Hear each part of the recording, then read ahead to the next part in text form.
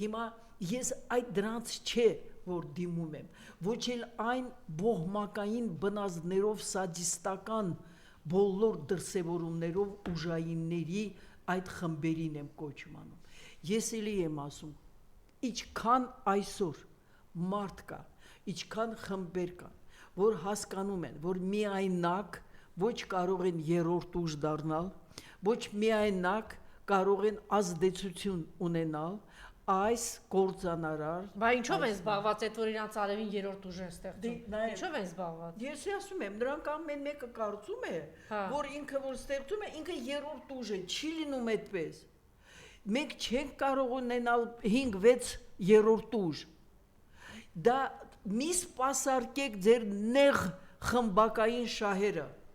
Հա, բայց առնվազն դուք ինչ է, առնվազն ես ինչ ասեմ, մի 20 ուժ գիտեմ, որ իրանց ուզում են հռչակել երրորդ ուժ, գնում են բոմժանոցից 2 հատ էլ ինչ որ ուժ են բերում կծում, ասեն մենք երրորդ ուժն ենք եւ վեր են կենում, ասենք ասում են բանի մենք երրորդ այդ նախագահի այդ ուժերի դեմ ենք, մենք սրա Նիկոլի դեմ ենք, մենք էս երրորդ ուժն ենք։ Այսինքն գտել են այն հզոր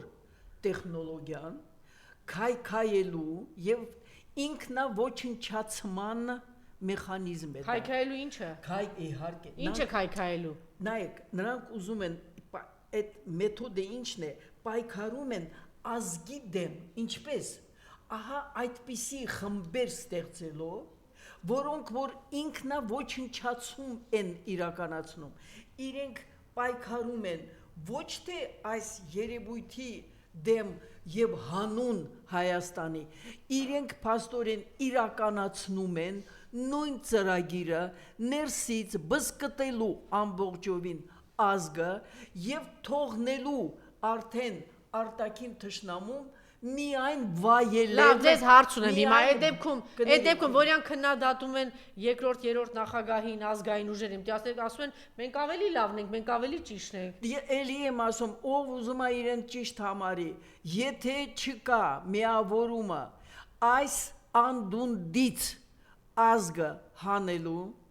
եւ այդ խաչբերուկ թիմը խաչեր են բերում, նայեք միայն Եռաբլուրը, դուք չեք, եթե դուք չեք միավորվում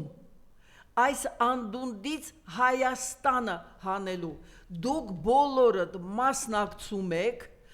այս իշխանության ղեկավարներին,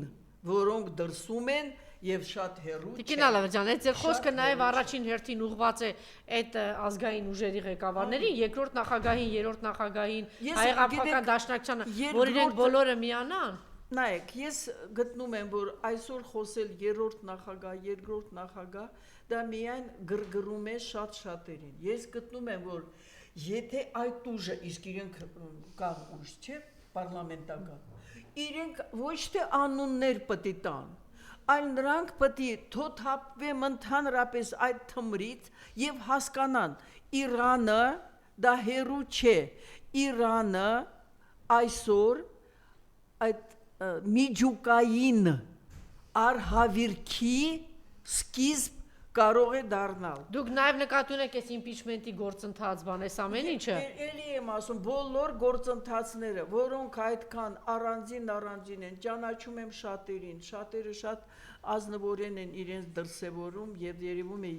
եթե կրկնում եմ, չի հասկացվում հետեւյալը, առաջինը, ոչ մի այսօրվա գոյություն ունեցող առանձին ուժ, խումբ, կուսակցություն չի կարող լինել երրորդ ուժ։